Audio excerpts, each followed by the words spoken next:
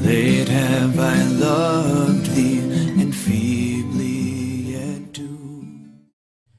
St. Augustine Church, also known as the Archdiocesan Shrine of Nuestra Señora de Consolacion y Correa, or the Immaculate Conception Parish, is a Roman Catholic church under the auspices of the Order of St. Augustine, located inside the historic walled city of Intramuros in Manila.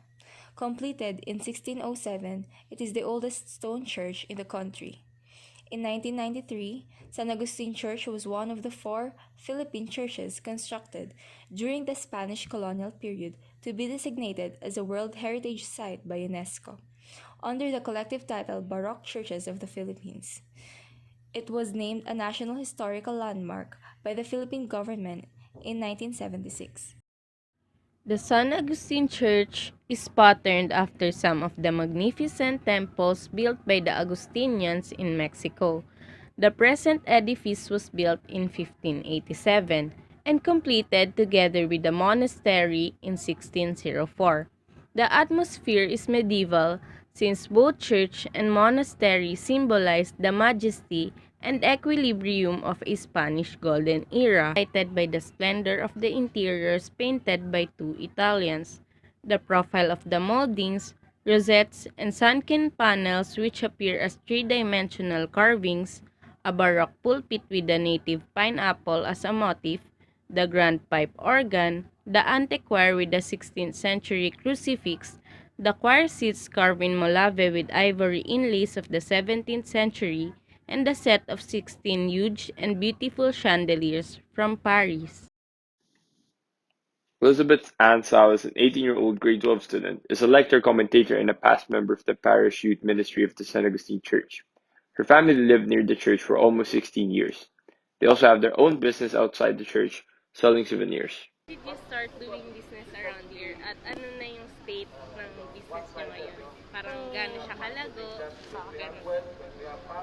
First, yung mga nakikita nyong souvenir shops, tsaka yung mini sari-sari store dyan, exclusive for volunteers lang siya. Hindi nagkakaroon ng fair yung church for the shops. It started out with that mini sari-sari store. Tapos, parang yung ibang volunteers nag-request na could they put up the business. And yung sa amin, mainly, nag-start lang kami every Saturdays and Sundays kasi meron din kaming ibang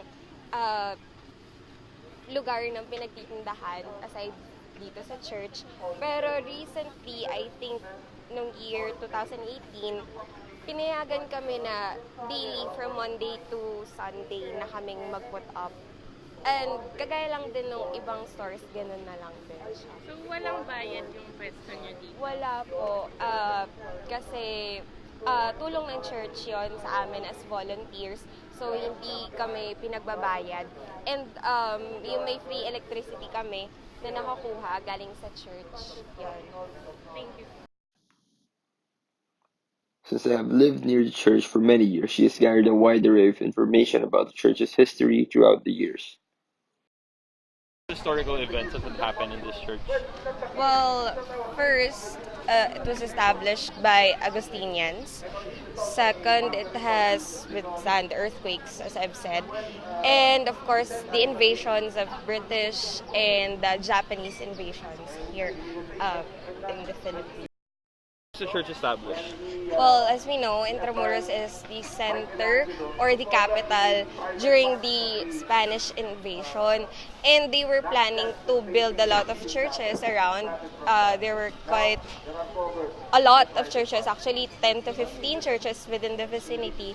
And ayun nga, parang gusto lang i-establish ng mga Augustinian friars and yun, they did. Why was St. Augustine chosen as the patron saint of the church? Actually, maraming patron saint yung St. Augustine Church. And its name is Immaculate Conception Parish. And meron din siyang, I forgot the other. Pero, yun nga, several patron saints. But I think what influenced them is that, yun nga, yung nag-establish ng church is that mga Augustinian missionaries. So, of course, they are patriotic to St. Augustine, thus the patron saint of the church. The St. Augustine Church has its own museum. In 1973, the monastery was converted into the museum. The hallways are lined with large paintings of saints, approximately 2 meters in height. And rooms, which used to be the sleeping quarters of the friars, have various statues and other art pieces on display. On the second floor, there's a room where you can see the inside of the church from above. The ceilings look like they are carved, but it's actually a trompe l'oeil or style of painting in which objects are depicted with photographically realistic detail. Brother Aaron Christian, a first year of the seminary in the St. Augustine Church, provided important information about the museum. Bawat community, kasi tag namin dito, community, may inner garden. Sabi, yun, yung bahay namin, ito yung inner garden namin. Dito sa kabila, yung inner garden nila, yung ganda namin. So, kumakain dati yung mga friars. Ito yung pinaka-old na retablo dito. Tapos iba wala nang kamay. Hinakaw before. Kasi before, akala ng mga tao is yung sa mga ano ba, ulam, ganun, or yung mga anting-anting. Kaya kinukuha nila, kaya nila. Yun yung meaning ng mga parts ng santo. Yung mga flowers na yan, galing sa yan, Rome. Is yung underground. Maraming buto. Kasi before yun ng war, sa underground yung taguan ng mga kao.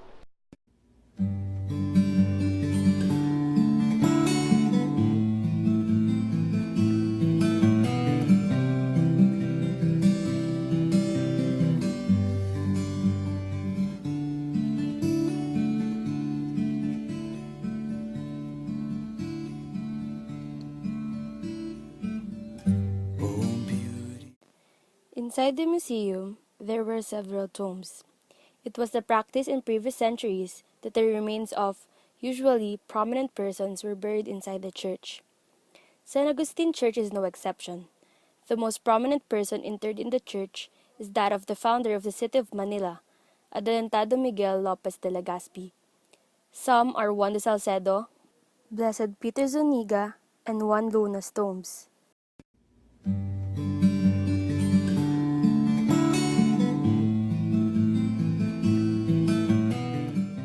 Finally, what is the importance of the church to you? The importance of the church. Well, I am raised in a fully devoted Catholic family, and I think na malaking influence yun kasi bilang Catholic, you would want a church na nearby sa place mo where you can exercise your religion freely. So, ayun, first, yung geographical location ng church is that malapit sa bahay namin. Plus, kapag kunwari may activities kami sa church, madaling puntahan kahit nagabihin ka, very convenient. And naging special sa akin yung St. Augustine is that yung people, yung community within the church, very warm. It's a family. At yun, it's more of an attachment. Hindi na lang siya establishment sa akin. It's a go-to place for me. Thank you. So what is the importance of St. Augustine Church to you?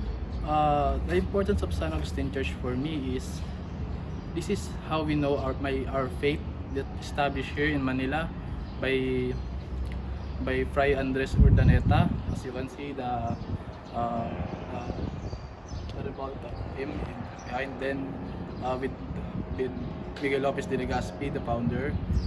So the importance of St. Augustine Church for me is as I can see is that how faith for us Filipinos that we preserve our own faith through ourselves and through the establishment, that the church is the house of the God and Jesus, and it's also the house of God and Jesus is also in us, that it's in our hearts and mind, just like St. Augustine said, with one mind and one heart intent upon God, it is in our will and our joy. St. Augustine Church had a great impact in the lives of its parishioners. as well as the people who are casually visiting the church. Churches are part of our heritage. It is not only a sign of our faith, but also a part of our history. By preserving our churches, we are also preserving our history.